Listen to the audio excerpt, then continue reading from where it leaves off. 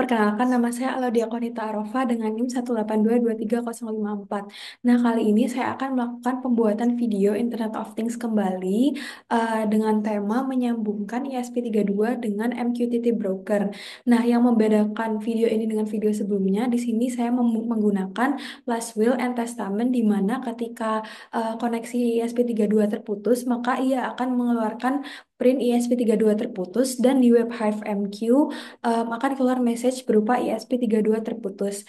Nah, di sini saya akan menjelaskan kode yang telah saya buat terlebih dahulu. Oke, jadi yang pertama saya telah menggunakan tiga library yaitu wifi.h, Wi-Fi client secure dan PopSub client. Nah, di sini saya sudah mengonfigurasi Wi-Fi saya dengan Wi-Fi rumah saya. Lalu saya telah mengonfigurasi MQTT dengan server yang telah saya ambil dari web Hive MQ. Lalu saya telah men-setting port sesuai dengan apa yang sudah ada di website dan user beserta passwordnya. Setelah itu saya mengonfigurasi sensornya, yaitu saya menggunakan pin 4. Nah, setelah itu saya juga menggunakan LED pin nomor 2. Nah, setelah itu saya melakukan setup WiFi. Di sini saya menggunakan baut 115.200 dan ketika menghubungkan ke WiFi dia akan melakukan print menghubungkan ke WiFi. Nah, dia akan mencoba untuk mengobtain SSID dan password. Setelah itu ketika connect maka em, ketika dia mencoba untuk connect maka dia akan melakukan print berupa titik. Lalu ketika sudah berhasil dia akan melakukan print berupa WiFi terhubung. Nah, ketika dia mencoba untuk mengkonek dengan MQTT, dia akan melakukan print MQTT dan ESP32 client. Setelah itu, di sini saya menambahkan last will and testament pada saat koneksi. Ketika tidak ada koneksi, maka akan terprint ESP32 terputus. Tetapi ketika terhubung, akan ada tulisan terhubung. Nah, ketika gagal, maka dia akan mengeluarkan print gagal dan coba lagi dalam 5 detik. Nah, di sini saya melakukan setup WiFi, lalu mencoba mengupdate server dan port, lalu saya men-setting pin dan juga LED. Nah, di sini saya melakukan looping. Ketika tidak connect, maka dia akan mencoba untuk reconnect terus.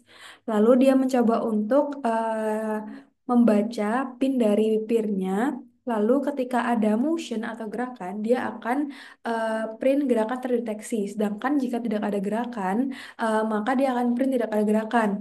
Nah, ketika gerakannya terdeteksi, maka lampu LED akan menyala dan kalau tidak ada gerakan maka lampu LED akan mati.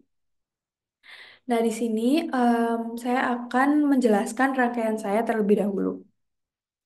Baik, di sini rangkaian saya. Jadi yang dibutuhkan tuh yang pertama ada breadboard, ESP32, kabel USB, converter to C, sensor peer, dan kabel jumper, LED beserta resistor. Nah, di sini saya men-setting untuk peer-nya sendiri. Untuk port out itu dia ada di pin nomor 4. Sedangkan untuk GND pada ground, pada sensor peer, saya juga menghubungkannya ke ESP32 ground. Lalu untuk VCC saya menghubungkannya dengan 3V3. Nah, setelah itu untuk lampu LED-nya sendiri saya menggunakan pin D2. Lalu saya menghubungkannya ke resistor untuk dihubungkan kembali ke ground sehingga lampu LED-nya dapat menyala. Lalu di sini selanjutnya saya akan mencoba untuk mengcompile apa yang telah dengan kode yang telah saya buat. Oke, di sini saya akan mencoba untuk mengcompile kode yang telah saya buat.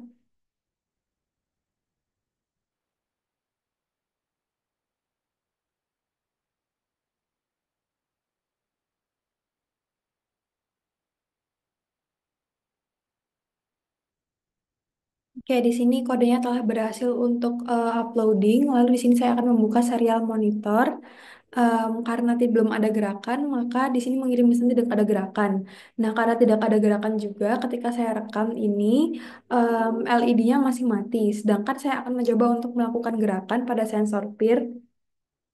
Di sini terlihat bahwa lampunya menyala, lalu di layar terlihat bahwa ada gerakan terdeteksi. Lalu saya akan mencoba untuk di web Hive MQ juga. Nah, untuk di web Hive MQ sendiri, di sini terlihat bahwa masih tidak ada gerakan.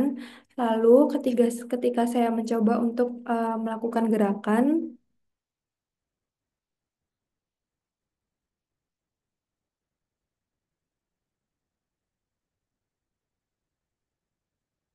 Nah, maka di sini terlihat bahwa gerakan terdeteksi. Lalu lampu LED menyala. Oke, karena saya sudah mencoba untuk melakukan pengetesan apakah lampu LED menyala, saya akan mencoba untuk memutus koneksi ISP32.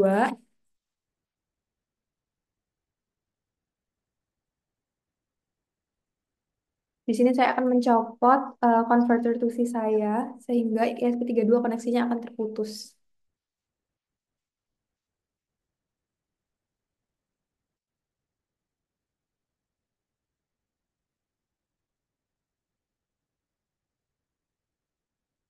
Oke, di sini saya telah mencopot, lalu em, sembari menunggu kita dapat melihat bahwa sensor terakhir mendeteksi bahwa ada gerakan, lalu di sini saya akan menunggu pesan bahwa ISP32 terputus.